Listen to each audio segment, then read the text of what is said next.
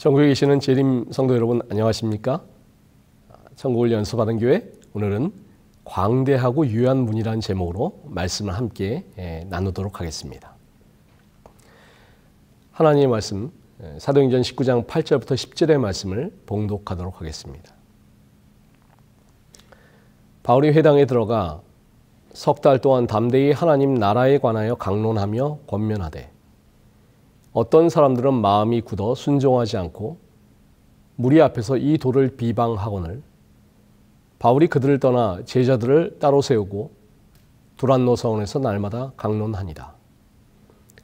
2해 동안 이같이 하니 아시아에 사는 자는 유대인이나 헬라인이나 다 주의 말씀을 듣더라.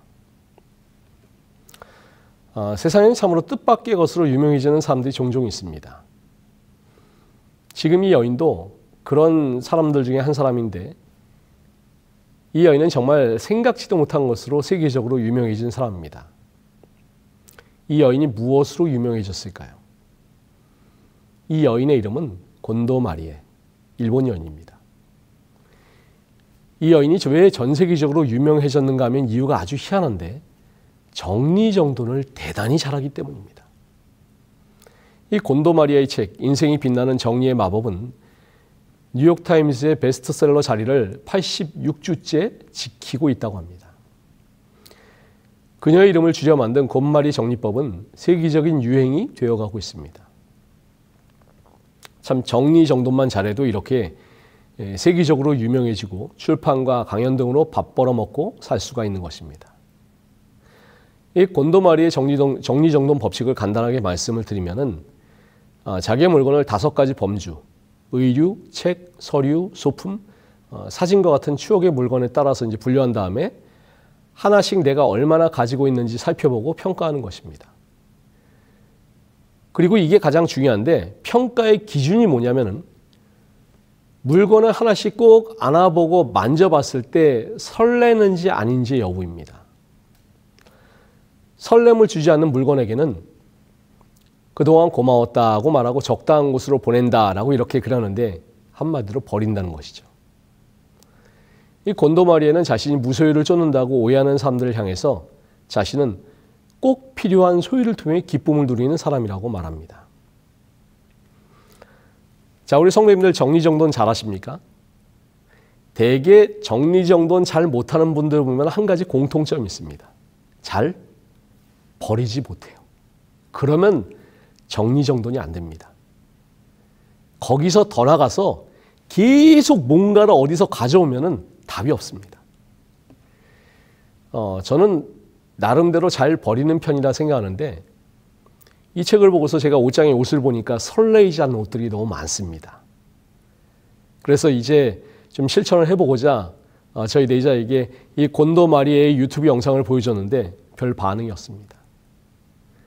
저는 설레지 않은 게 많은데 저희 내자는 다 설레는 것들이라 아직도 저희는 버리자, 버리지 말자 이렇게 의견이 다른 경우가 많이 있습니다. 교회는 어떠할까요? 우리는 교회에서 무엇이 가장 설렐까요? 그리고 설레이지 않는 것이 무엇일까요? 교회는 설레는 곳이어야 합니다. 예수 그리스도의 사랑으로 설레고, 새로운 영혼이 교회에 왔을 때 그 영혼을 맞이하고 환영하는 기쁨으로 설레는 그런 곳이 교회입니다. 그렇지 않으면 교회의 존재 이유가 없는 것입니다. 그리고 그 설레는 것을 향해서 최선을 다하는 것이 바로 교회의 사명이요, 교회의 역할인 것입니다. 오늘 저는 한 도성을 바라보면서 이 영혼을 향한 설레는 마음으로 최선을 다했던 이 사도 바울의 이야기를 말씀을 통해서 살펴보고자 합니다. 에베소는 소아시아 지역에 있는 도시인데 지리적으로 대단히 중요한 위치에 있는 그런 도시였습니다. 이 소아시아의 7교회는 바로 에베소에서부터 출발합니다. 이런 에베소에 사도 바울이 머물고 있었습니다. 에베소에 도착한 바울이 규례에 따라 회당에 들어갑니다. 그리고 회당에서 3달 동안 말씀을 증거합니다.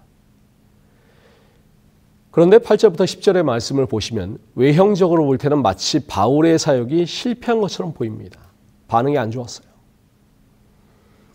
9절 말씀에 보시면 마음이 굳어라고 했는데 여기서 굳었다라는 말은 출애굽기에서 열재앙이 시험이 있었음에도 불구하고 바로의 마음이 완악했다라고 했는데 바로 그 완악이라는 말과 같은 뜻입니다. 이것은 복음이 문제입니까? 복음을 받아들이는 사람의 마음이 문제입니까? 예수님은 씨 뿌린 자의 비유에서 길가에 뿌려진 씨에 대해서 말씀하셨습니다. 이곳은 사람들이 너무 많이 밟아서 굳어진 길을 가리킵니다. 이 에베소 회당의 사람들은 길가와 같은 강팍한 마음을 가진 사람들이었습니다. 그래서 복음의 말씀이 뿌리 내릴 수가 없었습니다. 이제 바울이 그들을 떠나 제자들을 따로 세우고 두란노 서원에서 날마다 강론하게 됩니다. 회당에서 3개월, 두란노 서원에서 2년, 이는 바울의 전도 여행에 있어서 대단히 오래된 기간이었습니다. 사도행전 20장 31절 32절 말씀입니다. 그러므로 여러분이 일깨어 내가 3년이나 밤낮 쉬지 않고 눈물로 각 사람을 훈계하던 것을 기억하라. 지금 내가 여러분을 주와 및 그 은혜의 말씀에 부탁하노니 그 말씀이 여러분을 능히 든든히 세우사 거룩하게 하심을 입은 모든 자 가운데 기업이 있게 하시리라. 바울이 밀레도 항구에서 헤어질 때 에베소 교회 장로들에게 부탁한 내용입니다. 바울이 에베소에 3년 동안 있었습니다. 바울의 선교여행 중에서 가장 오래 머물렀던 곳이 에베소입니다. 에베소 다음으로 오래 머물렀던 곳이 고린도인데 1년 6개월을 머물렀습니다. 에베소에서 머문 3년의 시간이 얼핏 보기에 성공적인 사역의 시간이었고 에베소 교회가 안정적으로 잘 성장했다고 생각할 수가 있습니다. 하지만 사실 바울이 에베소에 이렇게 오랫동안 머물렀던 이유는 따로 있습니다. 고린도 교인들에게 보내는 편지에서 바울이 그것을 설명합니다. 고린도전서 16장 8절로 9절입니다. 내가 오순절까지 에베소에 머물려 함은 내게 광대하고 유한 문이 열렸으나 대적하는 자가 많음이라. 에베소는 사도 바울을 전혀 환영하던 곳이 아니었습니다. 고린도보다 더 지독하고 강렬하게 그를 반대하고 죽이려고 하던 곳이었습니다. 그럼에도 불구하고 왜 사도 바울은 에베소에서 가장 오랜 기간을 의도적으로 머물렀을까요? 바울의 표현 그대로 하자면 광대하고 유효한 문이 열렸기 때문에 내가 더 머물러야 했다는 것입니다. 에베소는 아데미 왕국이라는 별칭으로 불리던 도시였습니다. 흔히들 세계 7대 불가사의라고 하죠. 그 중에 하나가 에베소에 있는 달의 여신 아르테미스, 성경에는 아데미 신을 섬기는 신전일 정도로 에베소는 아데미의 도시였습니다. 아데미 신전에는 수천 명의 성전 창기, 우상을 섬기는 사제, 거기에 빌부터 먹고 사는 식솔들이 있었습니다. 또한 이방 종교와 우상 숭배와 갖가지 마술과 주술들이 뒤엉켜 있었습니다. 그리고 이 모든 것이 아데미 신전을 중심으로 돌아가는 경제 구조였습니다. 바울이 에베소에 들어와서 본 것이 이것이었습니다. 이보다 더 타락한 것이 없을 것이라고 할 정도로 타락하고 망가진 세계 각처에서 보여던 거짓 철학자와 우상 숭배자와 거짓 교사들로 가득 차 있었습니다. 그래서 이 사도 바울이 에베소 도성을 바라보면서 거대한 죄악의 도성과 하나님 나라의 대결, 이 선악간의 대쟁투로 바라본 것입니다. 오늘 우리가 살아가는 세상은 어떻습니까? 지금 세상은 가치관의 대혼동기 같은 생각이 듭니다. 수없이 많은 가치관, 정체성, 세계관의 혼란이 우리 사회, 이 세상에 가득합니다.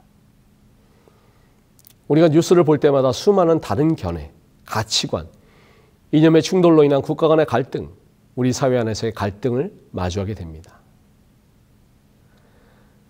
오늘날 세상의 수많은 가치관과 세계관이 혼재해 있는 모습을 바라보면서 우리는 마치 거대한 에베소 도성에서 수많은 인간 군상을 바라보는 사도 바울을 생각하게 됩니다.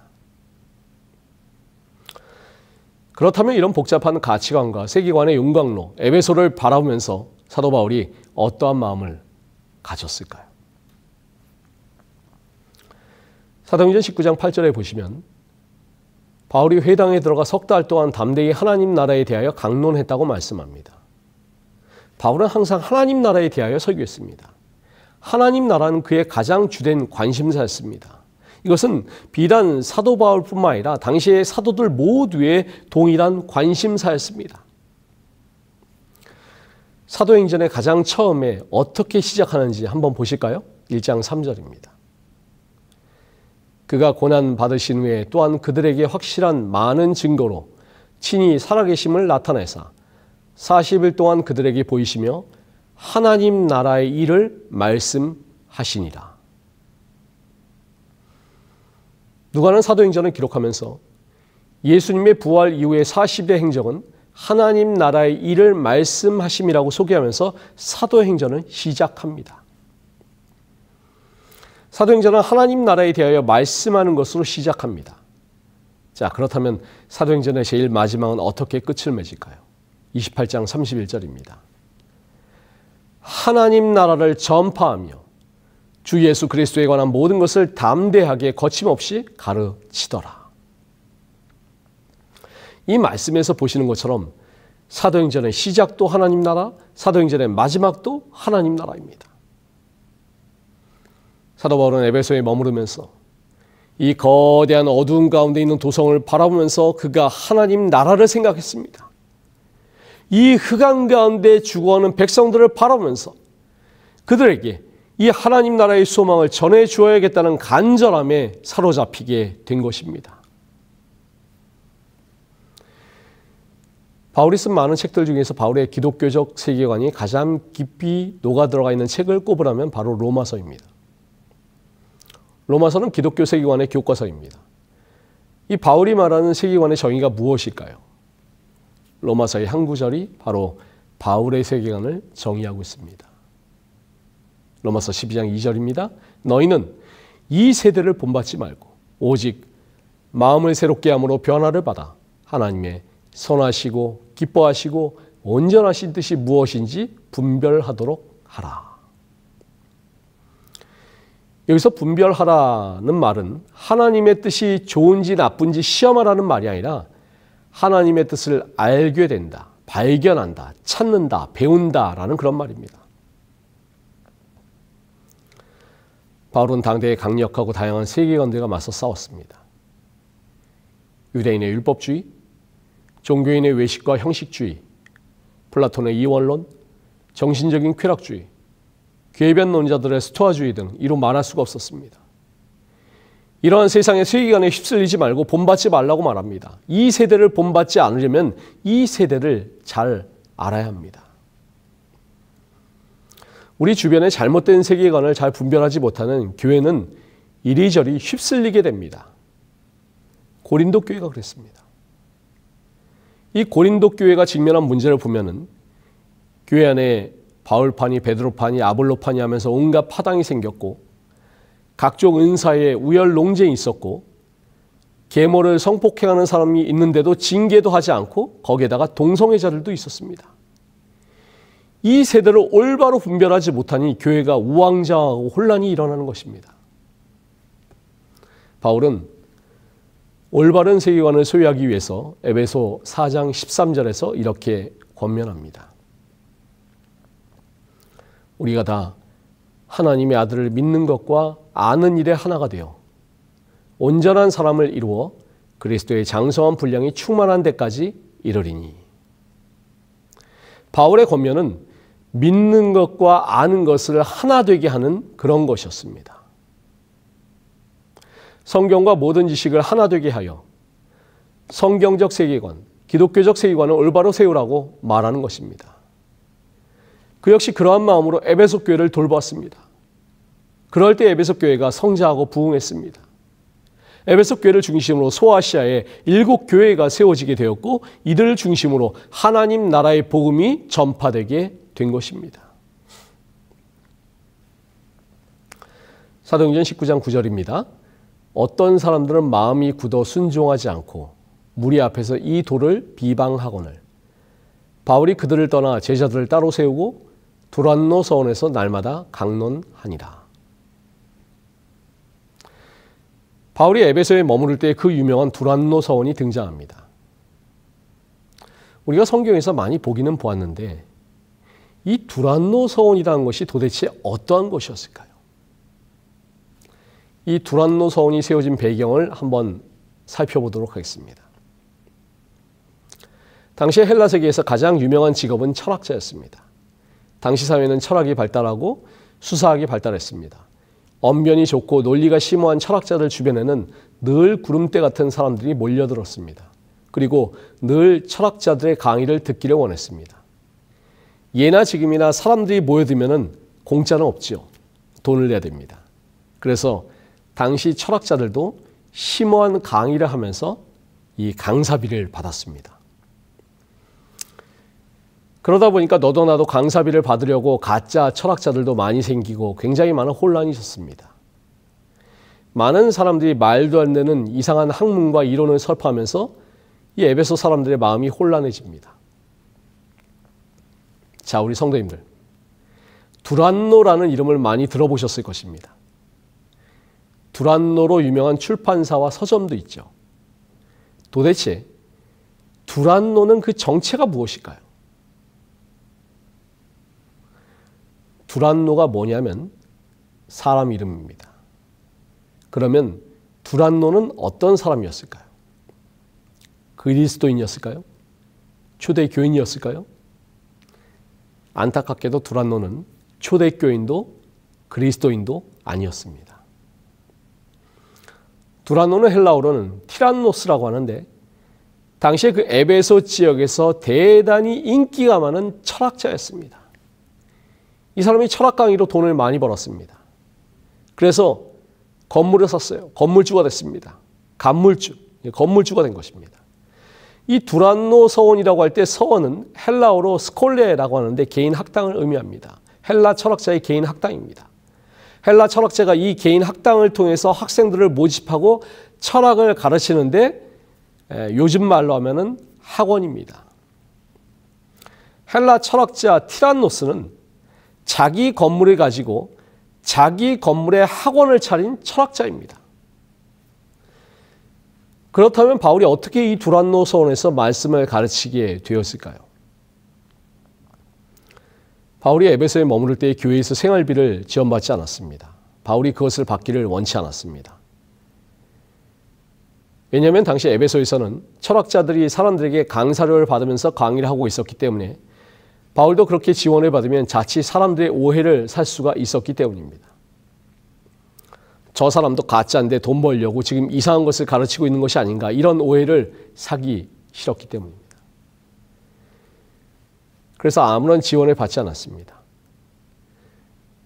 성도님들, 바울의 가업이 무엇이었습니까? 바울의 부모는 어떤 연유로 로마의 시민권을 얻었습니까? 당시 로마 제국에서 로마인이 아닌 사람이 로마의 시민권을 얻는 방법이 단 한 가지가 있습니다. 그것은 로마 제국을 위해서 큰 공을 세우는 것이었습니다. 바울의 가업이 뭐였죠? 천막 짓는 일이었습니다. 바울의 부모가 천막 짓는 일을 했는데 그것이 로마에 어떤 공을 세울 수가 있었을까요? 바울의 부모는 로마 제국의 군대에 군용 천막을 만들어 보급하는 일을 담당하고 있었습니다. 그래서 로마 제국의 군대에 큰 공을 세웠기 때문에 로마 시민권을 얻었을 것으로 일반적으로 추측하고 있습니다. 그래서 바울은 가는 곳마다 천막 짓는 일을 생업으로 하면서 복음을 전파했습니다.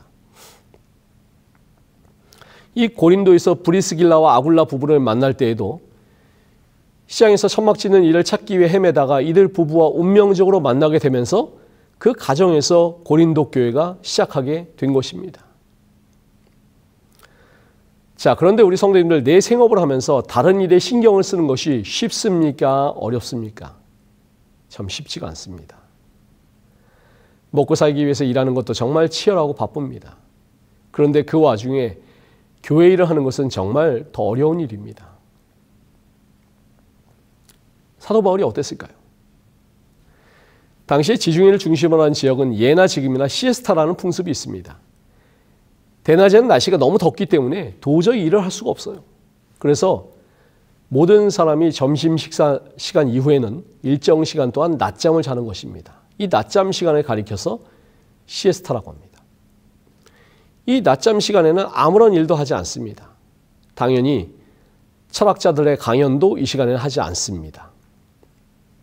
바울은 생업인 천막 짓는 일을 하다가 모두가 낮잠 자는 시간에 그도 역시 피곤의 회복을 위해서 낮잠을 자야 되는 이 시간, 시에스타의 시간에 아무도 강연을 하지 않는 두란노의 서원에서 하나님의 말씀을 전한 것입니다.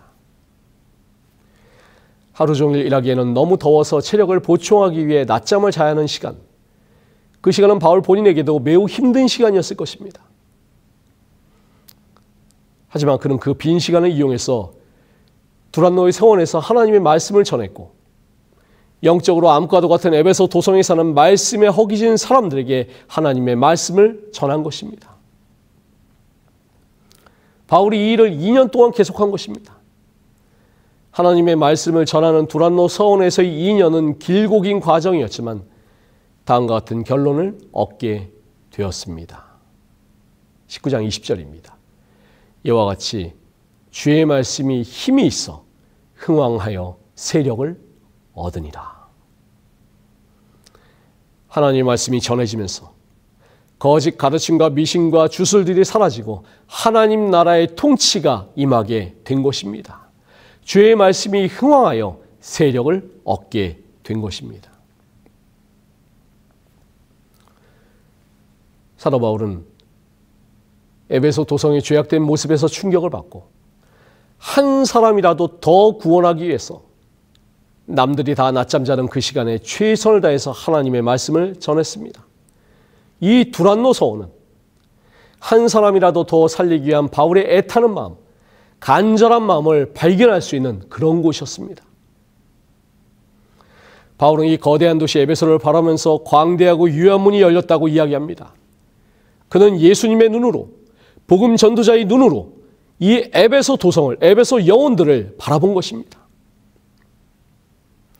오늘 우리가 바울과 같은 시각을 가지고 예수님의 눈으로, 복음 전도자의 눈으로 우리 교회 밖의 세상을 바라보고 있을까요? 교회에서 가장 중요한 것은 영혼입니다. 교회를 출석하는 성도들, 새롭게 교회를 출석하기 시작한 새신자들, 교회를 다니다가 안 다니고 계시는 장기 결석자들, 잃은 양들, 그리고 교회 밖에 많은 영혼들. 이보다 중요한 것이 어디에 있을까요? 여러분 혹시 텔레비전을 통해서 프로그램 중에서 감동을 받으신 그런 경험이 있으십니까? 텔레비전이 바보상자라고 하지만 종종 감동적인 프로그램을 우리는 TV를 통해 접하고 마음이 따뜻해지곤 합니다. 그런데 여기 방송사상 가장 감동적인 장면이라고 사람들에게 불려지고 있는 방송이 있습니다. 그것이 무엇일까요? 때는 1938년 1차 세계대전 종전 이후였습니다. 나치 독일에 의해 한창 유대인들의 탄압이 진행되고 있었습니다. 이로 인해 수많은 유대인들은 난민이 되어갔고 유럽 곳곳에서 난민 캠프들이 생겨났습니다. 이때 영국에서 주식 중개인으로 일하고 있던 29세의 니콜라스 윈턴이라는 사람이 있었습니다. 어느 날 체코슬로바키아 동부의 난민 캠프에서 일하고 있던 지인에게 한 통의 전화를 받게 됩니다. 그 전화는 난민 캠프의 일을 좀 도와달라는 요청이었습니다. 니콜라스 윈턴은 그 요청을 수락하고 자신의 휴가를 취소하고 난민을 돕기 위해 프라하로 날아갑니다. 그런데 현장에 도착한 윈턴이 충격에 빠지고 맙니다. 난민들은 탄압으로 비참한 삶을 보내고 있었고 힘들게 탈출해서 도착한 캠프에서의 삶도 그렇게 좋다고 할 수가 없었습니다.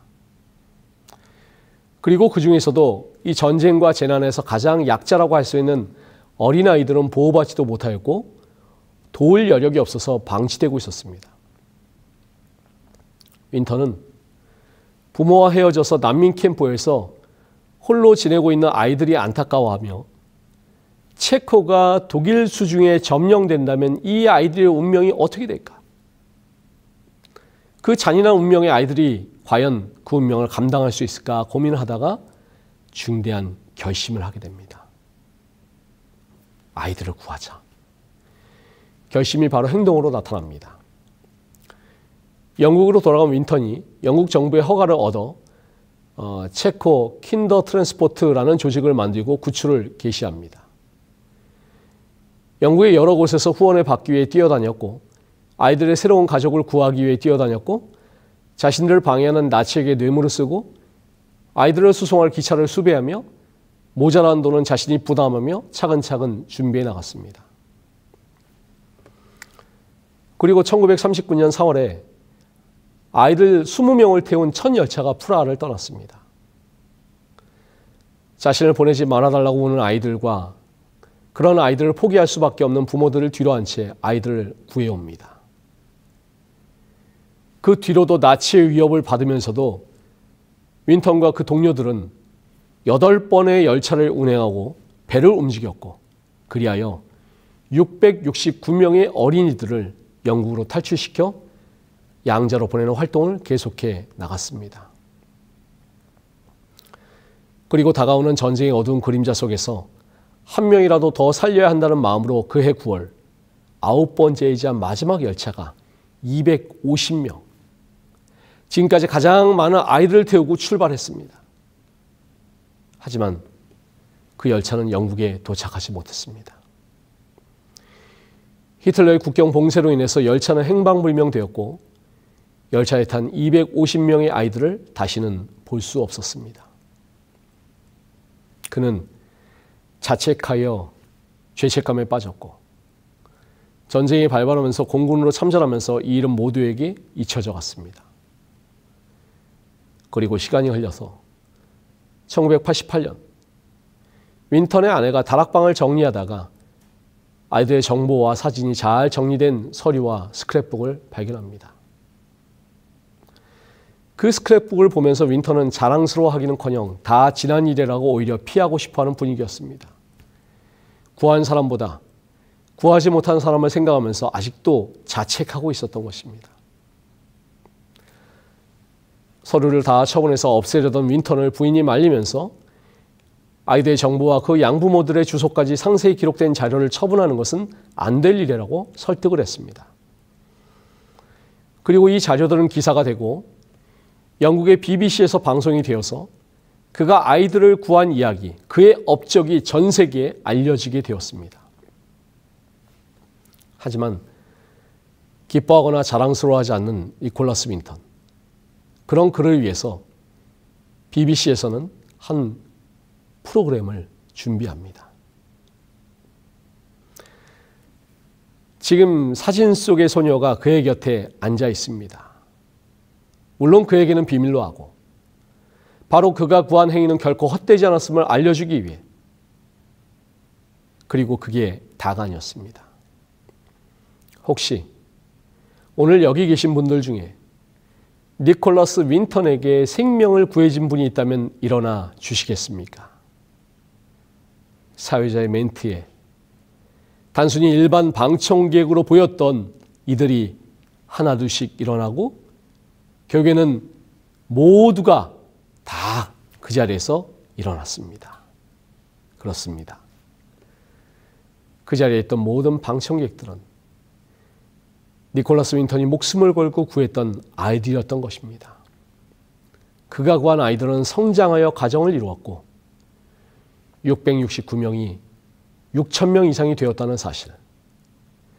이 사실로 인해 그가 조금이라도 마음의 앙금이 녹아내리길 기대하며 니콜라스 윈턴에게 구해진 아이들은 자신을 윈턴의 아이들이라고 자랑스러워했고 그의 100세의 생일은 윈턴과 윈턴의 아이들 그리고 그들의 후손들이 제외를 하였습니다. 윈턴은 젊은 시절 잘 나가던 주식 중개인이었습니다.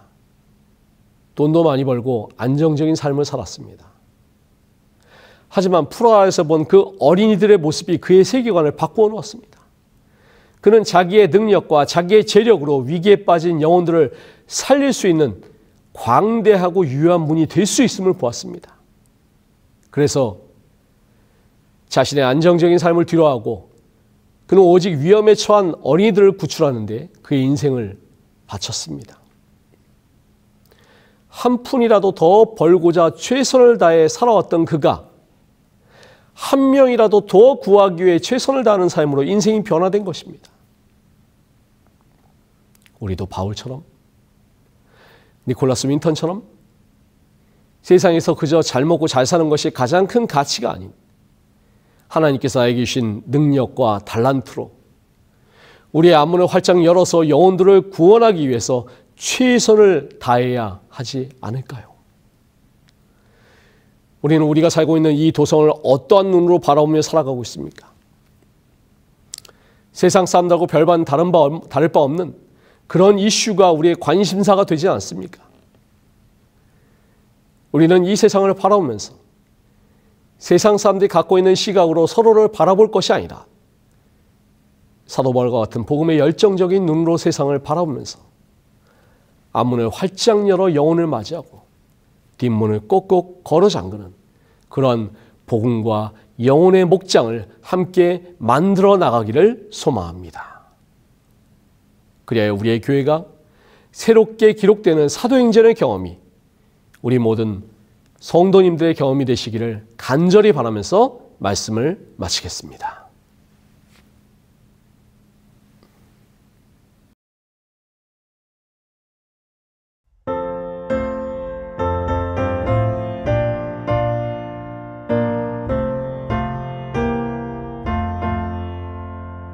주 예수 넓은 사랑 또 그의 큰 영광 다 널리 전파하길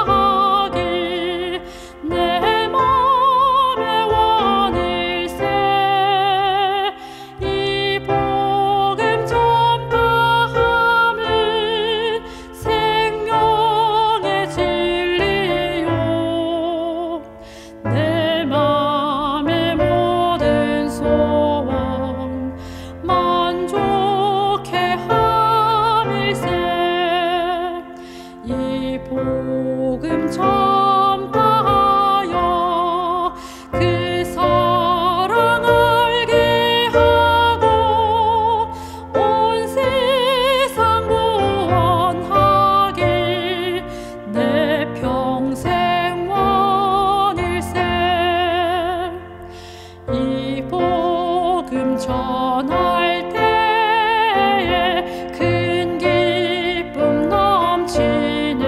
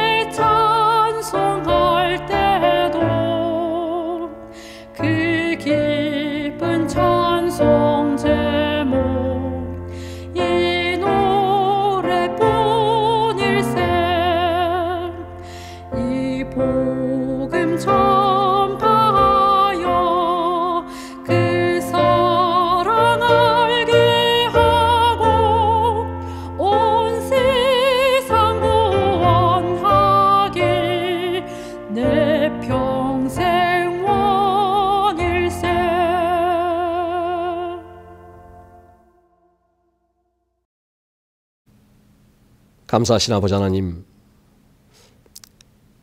사도 바울은 거대한 에베소 도성을 바라보면서 복음의 광대하고 유한 문이 열려 있음을 바라보며 주의 도를 전하기 위하여 최선을 다했습니다. 오늘 저희도 이 세상의 도성을 바라보면서 이 마지막 시대에 주님의 복음을 세상에 전하여 한 사람이라도 더 구원의 대열에 이르도록 최선을 다하는 주의 일꾼들이 될 수 있도록 인도하여 주시옵소서. 우리 구주 예수님의 이름으로 간절히 기도드리옵나이다. 아멘.